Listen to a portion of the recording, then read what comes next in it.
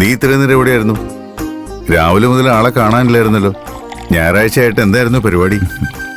അടുത്തുള്ള അമ്പലത്തിൽ വെച്ച് പ്രിയന്റെ കല്യാണം ഉറപ്പിക്കുന്ന ഒരു ചടങ്ങുണ്ടായിരുന്നു. അവന്റെ അമ്മയും അമ്മാവനും വന്ന് പ്രത്യേകം ക്ഷണിച്ചതുകൊണ്ട് ഞാൻ പോയി. ആഹാ, അത് നന്നായല്ലോ. ഞാൻ അവന് ആശംസകൾ നേർന്നെന്ന് പറയണം. അതിന്റെ ആവശ്യമൊന്നുമില്ല. അതെന്താ? അവൻ കല്യാണം കഴിക്കുന്ന നല്ല കാര്യമല്ലേ? കല്യാണം കഴിക്കുന്നതിൽ തെറ്റൊന്നുമില്ല. പക്ഷേ അത് സ്നേഹിക്കുന്ന പെൺകുട്ടിയായിരിക്കണം. പ്രിയന് വേറൊരു പെൺകുട്ടി ഇഷ്ടമാ.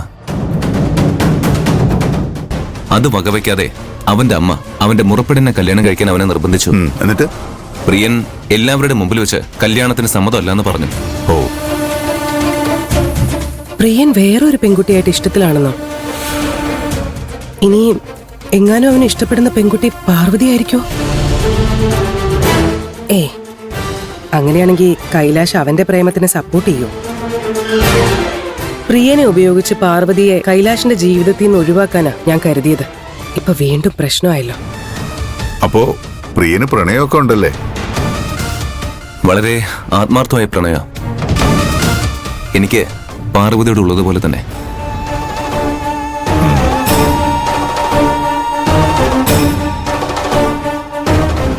ആ ശരി, നീ ഇരിക്കെ. ഒരുമിച്ച് ഭക്ഷണം കഴിച്ചിട്ട് കുറച്ച് ദിവസമായി. നീ ഇരിക്കെ.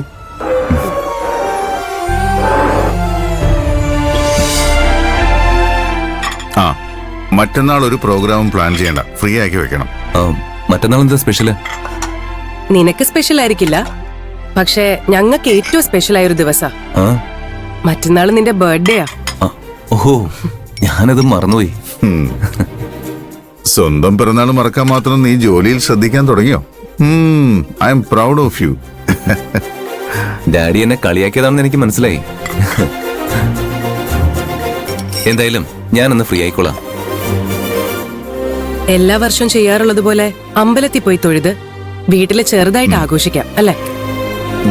ഓക്കെ. അത് പോരാ മമ്മി. ഈ പിറന്നാൾ നമ്മുടെ എല്ലാ ബന്ധുക്കളെയും കൂട്ടുകാരെയും സ്റ്റാഫിനെയും എല്ലാവരെയും വിളിച്ച് ഗംഭീരമായിട്ട് ആഘോഷിക്കണം. നിനക്ക് ഇങ്ങനെയുള്ള ആഘോഷങ്ങളൊന്നും താല്പര്യമില്ലായിരുന്നല്ലോ. ഇപ്പൊ എന്താ പെട്ടെന്നൊരു മനംമാറ്റം? എന്റെ മനസ്സില് ഒരു പ്ലാനുണ്ട്. എന്ത് പ്ലാൻ? അത് പിറന്നാളിന്റെ അന്ന് നിങ്ങളെ അറിയിക്കും. സർപ്രൈസാ.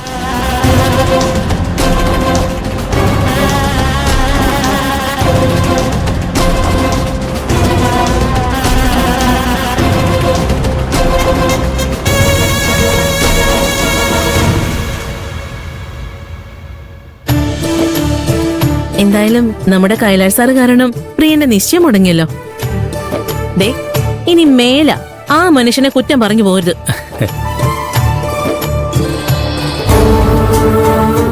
പാറല്ലേ വരുന്നേ?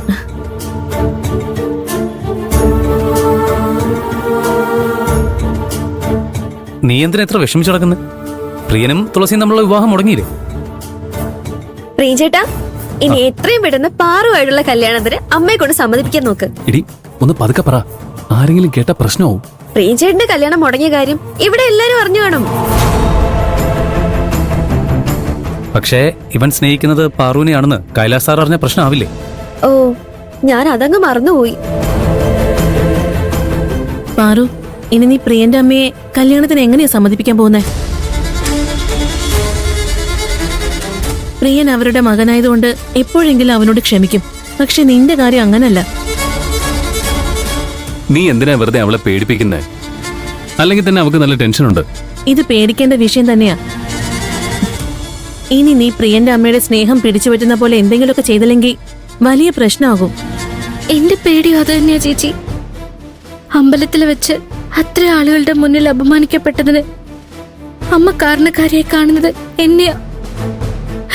അമ്മയ്ക്ക് എന്നോടുള്ള ദേഷ്യം വല്ലാതെ കൂടിയിട്ടുണ്ട്. അമ്മയുടെ മനസ്സ് എങ്ങനെ മാറ്റുന്ന എനിക്കറിയില്ല.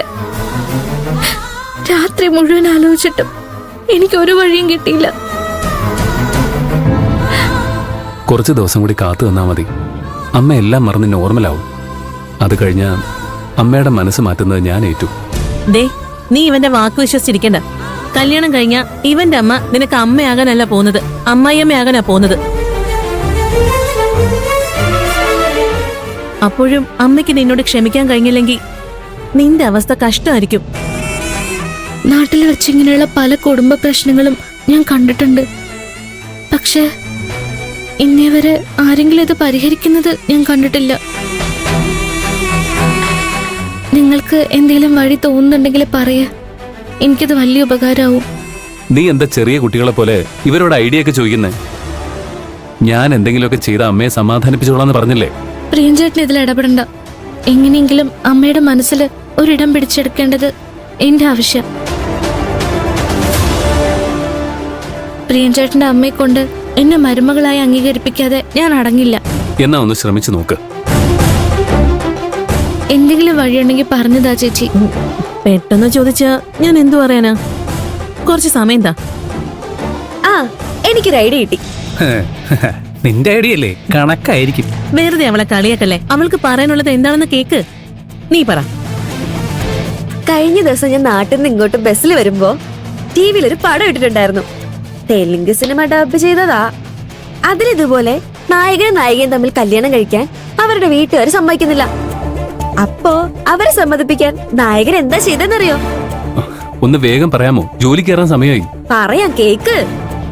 നായിക നായകൻ കാരണം ഗർഭിണിയാണെന്ന് പറഞ്ഞു വരുത്തും.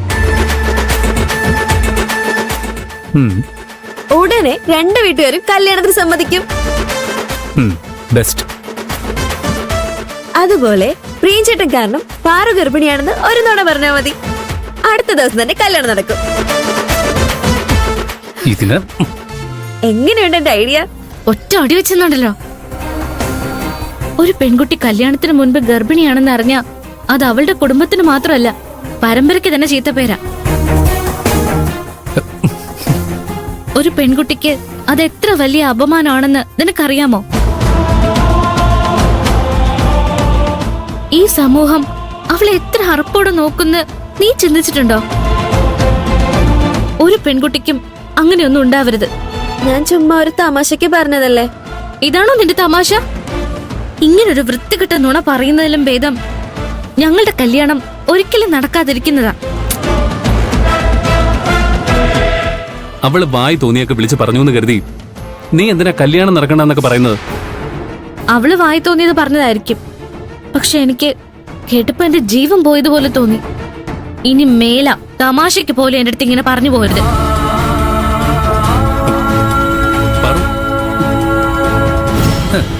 നീ ആവശ്യമുള്ള കാര്യങ്ങളെല്ലാം മറന്നു പോകുന്നുണ്ടല്ലോ. ആ വൃത്തികെട്ട സിനിമ കണ്ടിട്ട് ആ കഥ നിനക്ക് മറന്നു പോകാമായിരുന്നില്ലേ? രാവിലെ തന്നെ ഓരോരോ പ്രശ്നം ഉണ്ടാക്കാൻ ഇറങ്ങിക്കോളും.